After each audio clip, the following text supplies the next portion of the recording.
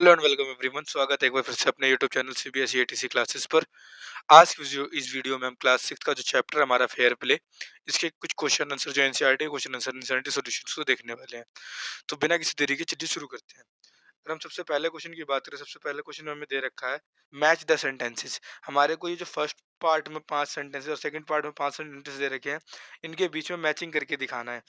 तो ये रही हमारी matching.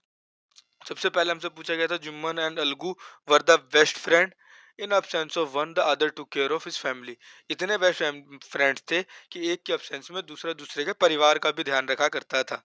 Jumman aunt transferred her property to him. Jumman की आंटी ने अपनी प्रॉपर्टी ट्रांसफर कर दी थी। The condition was that he would be responsible for her welfare. क्योंकि कंडीशन ऐसा बन गया था कि उनके जो भी देख रेख की बात होगी, फिर वो जुम्मन ही देखेगा, इसलिए जुम्मन की आंटी ने वो सारी प्रॉपर्टी उसको ट्रांसफर कर दी थी। The aunt decided to appeal the panchayat. Aunt ने पंचायत को बुलाने की फैसला क्यों लिया या फिर क्यों अपील की? बिकॉज शी वांटेड जस्टिस, क्योंकि उनको न्याय चाहिए था। Algu was unwilling to support the aunt. Algu जो था अनविलिंग था, मतलब नहीं चाहता था आंटी को सपोर्ट करना। The bond of friendship between him and Jumman was very strong. क्योंकि जो बॉन्ड था अलगू और जुम्मन के बीच की दोस्ती का, वो काफी ज्यादा स्ट्रॉन्ग था। Jumman was very happy to hear Algu name in as head panch. Jumman जो था काफी ज्यादा खुश हो गया था सुनकर कि जो हेड पंच है उसका नाम अलगू है। बिकॉज ही बिलीव, क्योंकि उसको ऐसा बिलीव था that his friend would never go against him. क्योंकि उसको ऐसा लग रहा था कि उसका दोस्त अगर आएगा तो कभी भी उसके विरुद्ध फैसला नहीं सुनाएगा, उसके विरुद्ध नहीं जाएगा। आगे देखते हैं question number second. Question number second में दे रखा है, who said this to whom and why. किसने कहा और किसको कहा और क्यों कहा? वो सेज टू हुम, किसने किसको कहा, एंड वाई, किस लिए कहा? तो सबसे पहली लाइन दे रखी है, my wife knows best how to run the house. मेरी बीवी बेहतर जानती है घर किस तरह चलाना चाहिए। ये बात किसने किसको कही? तो ये बात हमारे जुम्मन शेख ने अपनी ओल्ड आंट को कही थी। Because he wanted her property but did not want to take care of. क्योंकि वो सिर्फ और सिर्फ आंटी की प्रॉपर्टी चाहता था, उनका ख्याल रखना नहीं चाहता था। सेकंड पार्ट देखिए, सेकंड पार्ट में हमें दे रखा है, but it is right my son to keep mum and not say what you consider just and fair. ये ठीक है मेरे बेटे, लेकिन टू कीप मम, अपनी माँ को साथ रखना, not say that you consider just and fair, तुम चाहती हो ये। ओल्ड आंट ने कहा था अलगू चौधरी को, he was unwilling to get involve in his friend personal matter and thus reluctant toward the plea of the aunt. What have you to say in your defence. तुम अपने पक्ष में कुछ कहना चाहोगे? Algu Chaudhary said to his friend Jumman Shaikh as the head of panchayat he wanted to be fair and listen to the both the parties. Fourth part देखते हैं। Fourth part में दे रखा है, I can not pay you a penny for the branched beast you sold me. Sahu said to Algu Chaudhary. Sahu ने अलगू चौधरी को कहा था, he demanded to be paid for the bullock Sahu and had bought him from him। And last fifth part में दे रखा है, victory of the panchayat this is justice. Victory of the Panchayat this is Justice. Algu said after the last Panchayat, when Jamman had done justice to him as a head and he could had given the verdict against Algu Chaudhary like Algu had done in the matter of his aunt, but the seat of Panchayat made him act fair and just। ये बात अलगू चौधरी ने कही थी, क्योंकि जब उसको फैसला जुम्मन ने उसके पक्ष में सुनाया था, तब उसने कहा था, और सेम यही बात उस टाइम में भी हो रही थी जब पहले अलगू चौधरी फैसला सुना रहा था जुम्मन के उस तरफ। नेक्स्ट क्वेश्चन देखते हैं। नेक्स्ट क्वेश्चन में हमें दे रखा है, then the situation change what is being referred to. तब स्थिति बदल गई थी, किस चीज को रेफर किया गया इस बात से? After the transfer of property, property के ट्रांसफर के बाद, द सिचुएशन हैज चेंज्ड, जो परिस्थिति थी ये बदल गई थी। And Jumman went back on his promise of looking after the all earn. और जुम्मन जो था अपने प्रॉमिस पे दोबारा आ गया था अपनी बूढ़ी दादी को देखने। The lady was neglected of both Jumman and his wife treated her badly. जो लेडी था उसने नेग्लेक्ट कर दिया था, and both Jumman and his wife treated her badly, और जुम्मन और उसकी वाइफ ने काफी बुरा व्यवहार किया था। Next question we have, when Jumman aunt realized that she was not welcome in his house, what arrangement did she suggest? जब जुम्मन की आंटी को रियलाइज हुआ कि she was not welcome in house, उन्होंने क्या अरेंजमेंट किया? When the aunt had too much She suggested that Jumman paid her a monthly allowance and she would cook for himself herself separately. जब उसकी aunty को लगा कि जुम्मन तो मुझे देखेगा ही, तो जुम्मन ने आंटी ने जुम्मन को सजेस्ट किया कि उसको है ना आप एक मंथली सैलरी दीजिए, मतलब मेरे को आप एक मंथली सैलरी दीजिए, अलाउंस दीजिए, जिससे कि मैं अपना घर खुद चला सकूं, अपना भोजन खुद बना लूंगी। Next question we have, what was the villagers reaction when the aunt explain her case to them. Villagers का क्या रिएक्शन था, मतलब गांव वालों की क्या प्रतिक्रिया थी जब आंटी ने एक्सप्लेन किया अपना केस उनके सामने। The villager gave her mixed reaction. जो गांव वाले थे इन्होंने इसको मिक्स्ड रिएक्शन, मतलब काफी प्रकार के रिएक्शन दिए, मिक्स रिएक्शन था। वाइल सम वर सिंपैथिक, कुछ ज्यादा वो सिंपैथी दे रहे थे, सम लाफ्ड, कुछ हंस रहे थे, and some asked her to make peace with Jumman but she went was bent on getting justice. और कुछ तो चाहते थे कि शांति से जुम्मन के साथ रहिए, लेकिन वो जो थी वो न्याय चाहती थी। सबकी रिएक्शन अलग अलग थे, फिर भी वो न्याय चाहती थी। नेक्स्ट क्वेश्चन में दे रखा है हमारे को, why was Jumman happy over Algu nominated as head पेच। जुम्मन जो था काफी ज्यादा खुश हो गया था जब उसने देखा कि अलगू जो है वो नॉमिनेट हुआ है एज अ हेड बेंच। ऐसा क्यों? Jumman was elated over Algu nomination as a head bench because of the two worth of best friend, क्योंकि वो दोनों जो थे वो सबसे बढ़िया वाले बेस्ट फ्रेंड थे। एंड इसके साथ साथ and he would never go against Jumman, और उसको ऐसा लगता था कि कभी भी ये मेरे अगेंस्ट तो जाएगा नहीं। जुम्मन सोचता था कि अलगू अगर आया है तो मेरे अगेंस्ट तो जाएगा नहीं। And Jumman was positive about getting a favorable verdict since he thought his friend would take his side.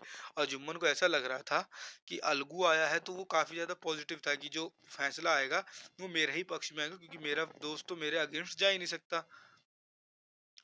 God live in the head of the panch, the aunt said. What did she mean? भगवान पंचों के दिल में बैठता है, aunty ने ऐसा कहा, इसका मतलब क्या है? शी मीन, उनका मतलब ये था, that the person of the panchayat that the person on the panchayat seat act as an agent of God। इनका मतलब ये था जो भी बंदा पंचायत की सीट पे बैठा है ना, वो भगवान के एजेंट की तरह कार्य कर रहा है। And he is not swayed by his personal likes or dislike and does what is just and fair to all। और उनका ये मानना था, कोई व्यक्ति अपने पर्सनल पसंद या फिर नापसंद की तरफ से किसी के लिए कोई फैसला नहीं सुनाएगा। वो बस just and fair to all, वो सभी के लिए समान रहेंगे, और जो सही निर्णय होगा वही निर्णय वो लेंगे। नेक्स्ट क्वेश्चन देखते हैं, what was Algu verdict as head panch. Algu ने क्या फैसला सुनाया as a head panch, and how did Jumman take it, और जुम्मन को ये कैसा लगा? Algu give a fair judgment in the fair of the old aunt. Algu ने बिल्कुल एक सही निर्णय लिया, सही फैसला सुनाया in the favour of old aunt, बूढ़ी आंटी के पक्ष में। जुम्मन वाज शॉक, जुम्मन जो था वो शॉक था। He had not expected his friend to go against him. Jumman को बिल्कुल भी एक्सपेक्टेशन नहीं थी कि उसका जो दोस्त है वो उसके अगेंस्ट जाएगा। And him if he was the culprit, अगर वो कल्प्रिट भी होता तो he broke all ties with Algu and wished him suffering। Algu ने उसके साथ, अलगू और जुम्मन में जितनी भी वो थी दोस्ती, वो सब के सब वहीं खत्म होगी, फिर वो दोनों अपने अपने रास्ते निकल गए थे। Algu found himself in a tight spot, what was his problem. Algu ने खुद को एक काफी ज्यादा कठिन समस्या में पाया, और उसकी समस्या क्या थी? Algu was hard pressed for money and the sold his bullock to Samju Sahu on the promise of being laid letter.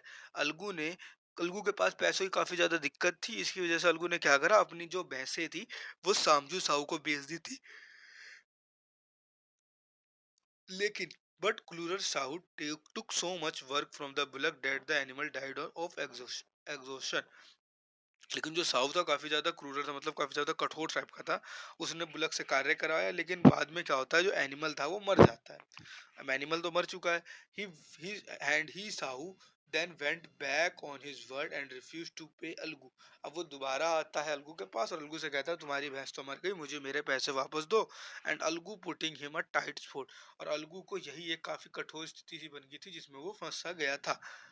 Why was Algu upset over Jumman nomination as head panch? अब अलगू अपसेट क्यों था जब उसने देखा कि जुम्मन नॉमिनेशन में आया as a head panch? Algu was upset over Jumman. Algu जो था जुम्मन के ऊपर Algu was upset over Juman nomination as head bench because क्योंकि he had expected Juman to take revenge, क्योंकि अलगू को ऐसा लग रहा था कि अब जुम्मन बदला लेगा, क्योंकि पिछले केस में हमने देखा था कि जुम्मन के ऊपर केस था तो अलगू ने जुम्मन के अगेन फैसला सुना दिया था। अब यहाँ जुम्मन हेड पंच आया है तो अलगू को लग रहा था ये हो सकता है कि मेरे से बदला लेगा अब, लेकिन अब आगे होता क्या वो देखते हैं। And he had done, but when Algu was nominated as husband, Jumman case had done duty, divert fair verdict, upset Jumman. Now the Jumman had the power to decide against Algu. Algu was hopeless, लेकिन अब यहाँ पे अलगू के पास पूरी power सी थी कि अगर वो चाहता तो वो अलगू के अगेंस्ट भी जा सकता था। जुम्मन अगर चाहता तो अलगू के अगेंस्ट जा सकता था, इसलिए अलगू जो था बिल्कुल होपलेस हो गया था, उसको बिल्कुल निराशा टाइप की फील हो रही थी। What was Jumman verdict as a headman, Jumman ने क्या फैसला सुनाया as a head panch. How did Algu take it, और अलगू ने इसको किस प्रकार अपनाया या फिर स्वीकार करा। Jumman gave a fair verdict, Jumman ने एक निष्पक्ष फैसला सुनाया, फिर सही फैसला सुनाया। Asking Sahu to pay Algu for the bullock, उन्होंने आस्क करा साहू से बुलक के पैसे देने के लिए। Because the animal purchase in a healthy state, क्योंकि जो एनिमल खरीदा गया था वो हमारा हेल्दी स्टेट में था, मतलब स्वस्थ था। And Algu took it happily and call this is the victory of panchayat, और अलगू को ये काफी अच्छा लगा और अलगू ने कहा कि ये पंचायत की विजय है या फिर पंचायत की जीत है। Which of the following sum of the story best, नीचे दिए गए चीजों में से कौन सा बेस्ट था और उनके लिए हमारे को रीजन भी देना है। I also know that you will not kill your consequence for sake of friendship. Let one deviate past of justice and for true friendship and enemy the voice of punch the voice of God. इनमें से अगर हम देखें तो जो second statement है, let no one deviate from the path of justice or and truth of friendship or enmity, sum of the story best, ये सबसे बढ़िया बात है, क्योंकि दोनों पंचायत में हमने देखा, चाहे वो अलगू की तरफ से रहा हो चाहे वो जुम्मन की तरफ से रहा हो, दोनों में जो जस्टिस हुआ था, दोनों केस को देखने के बाद जो सही निर्णय था उसमें लिया गया था। इस वजह से हमारा जो सेकंड लाइन है, let no one deviate from the path of justice and true friendship और एनिमिटी, मतलब किसी दोस्ती और किसी दुश्मनी में जस्टिस को इधर उधर नहीं करना चाहिए, ये बिल्कुल सही बात थी। ये थे हमारे इस चैप्टर के क्वेश्चन आंसर। उम्मीद करता हूँ आपके सारे क्वेश्चन आंसर क्लियर हो गए होंगे।